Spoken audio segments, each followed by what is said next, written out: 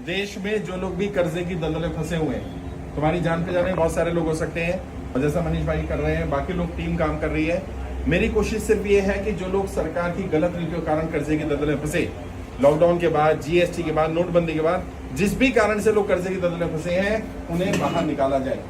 सबसे पहली बात यह है, लोगों को समझाया जाए, मोहल्ले में, पड़ोस में, मार्केट में जाकर के लोगों को बताइए, अगर आप कर्जे की दलदल में फंसे हैं तो इसमें आपकी गलती नहीं है, इसके लिए सरकार की गलत नीतियां जिम्मेदार है, और सरकार की गलत नीतियों की सजा आपको नहीं मिल सकती। और इतिहास गवा रहा है, जिन लोगों ने भी, जिसके साथ भी अन्याय किया, अत्याचार किया, समय आने पर जनता ने बदला लिया है।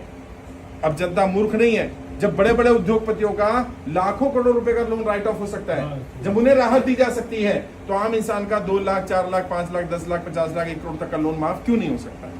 और सदन में सरकार कह रही है कि हम बड़े बड़े उद्योगपतियों को राहत देते हैं। आम इंसान ने क्या गलती कर दी? और जो लोग गलत कदम उठा रहे हैं, मैं बार बार बोल रहा हूं, यदि आप में से कोई कर्जे की दलदल में फंसा, बिल्कुल मत घबराइए, इसमें आपकी गलती नहीं है, इसके लिए सरकार की गलत नीतियां जिम्मेदार है। कोई गलत कदम मत उठाइए। जैसा भी बेंगलोर में हुआ, एक इंजीनियर लड़का था, उसने अपनी 2 साल की बेटी को पानी में डुबोकर मार दिया, क्योंकि वो खाना मांग रही थी और उसके पास उसको खाना खिलाने के पैसे नहीं थे, क्योंकि लॉकडाउन में जो नौकरी छूटी, उसके बाद से उसे नौकरी नहीं मिल पाई। अब लॉकडाउन तो उसने नहीं लगाया था, लेकिन परिवार तो उसका तबाह हो गया। पिता जेल में चले गए, बेटी दुनिया में नहीं रही, परिवार टूट गया। ऐसा कोई गलत कदम मत उठाओ। और बहुत सारी इंडस्ट्रीज को बहुत सारी दिक्कत है, खासकर से जो एजुकेशन इंडस्ट्री है उसको बहुत दिक्कत आई है, ट्रांसपोर्ट इंडस्ट्री को दिक्कत आई है, होटल इंडस्ट्री को दिक्कत आई है, बहुत सारी दिक्कतें हैं। सरकार को इसे समझना पड़ेगा, संज्ञान लेना पड़ेगा।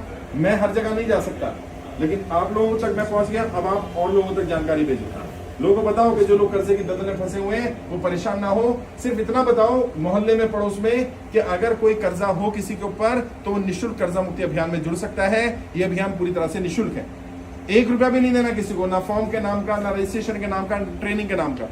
और मनीष भाई से संपर्क में रहो, ये आपको ट्रेनिंग भी कराएगा।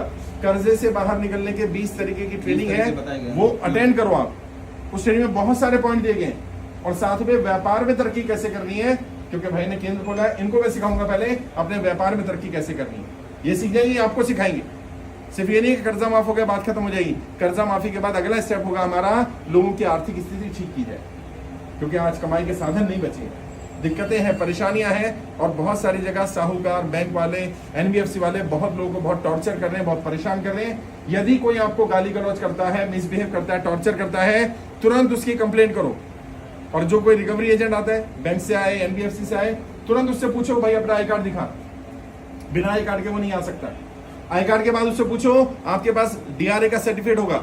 ये डीआरए क्या होता है? डेप्ट रिकवरी एजेंट। उसका एक सर्टिफिकेट लेना पड़ता है, जिसकी ट्रेनिंग होती है। जिन लोगों ने ट्रेनिंग ली होती है वो गाली गलौज, बदतमीजी, मिसबिहेव नहीं कर सकती।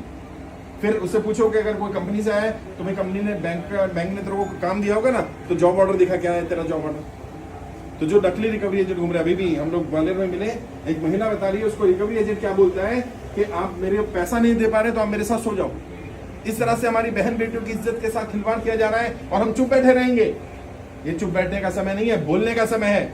जो भी हमारे साथ गलत करेगा, हमारी बहन बेटियों के साथ गलत करेगा, उनकी इज्जत को तार तार करने की कोशिश करेगा, उसको स्वीकार नहीं किया जाएगा। और सरकार चाहे किसी की भी हो, नेता कोई भी हो, उन्हें हमारी बहन बेटियों की इज्जत के साथ खेलने का अधिकार नहीं है। इस तरह से कैसे कोई बैंक वाला कह सकता है, कैसे कोई कर्मचारी कह सकता है, कैसे किसी की हिम्मत हो सकती है किसी बहन बेटी को ऐसा कह दे। कल भी कटनी में कई लोग आए थे जबलपुर से, उन्होंने बताया कि वहां पर साहूकार क्या करते हैं।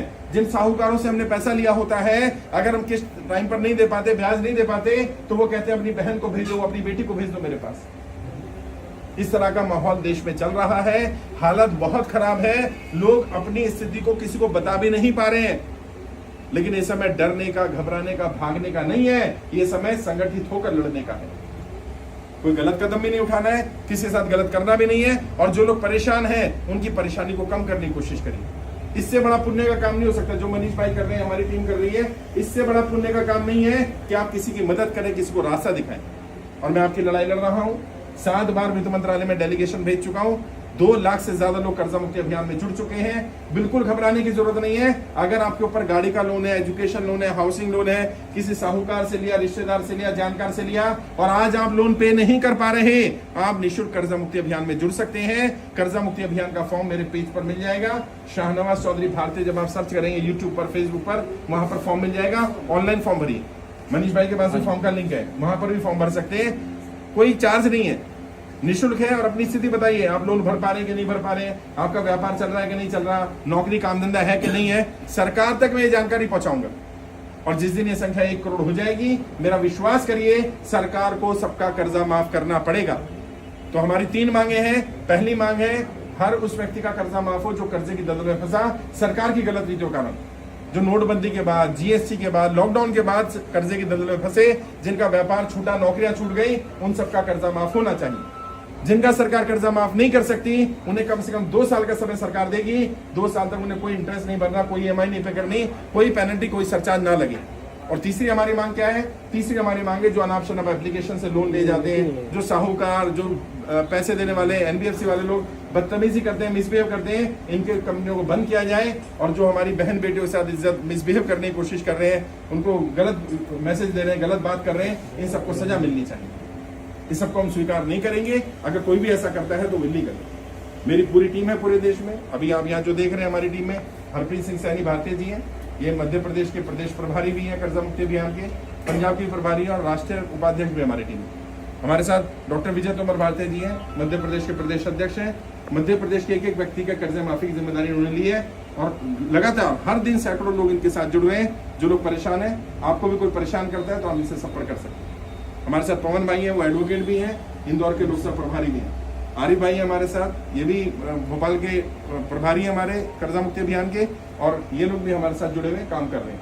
पूरी टीम है। इसी तरह के मध्य प्रदेश में और लोग हैं। हर लोकसभा में हम लोग टीम तैयार कर रहे हैं।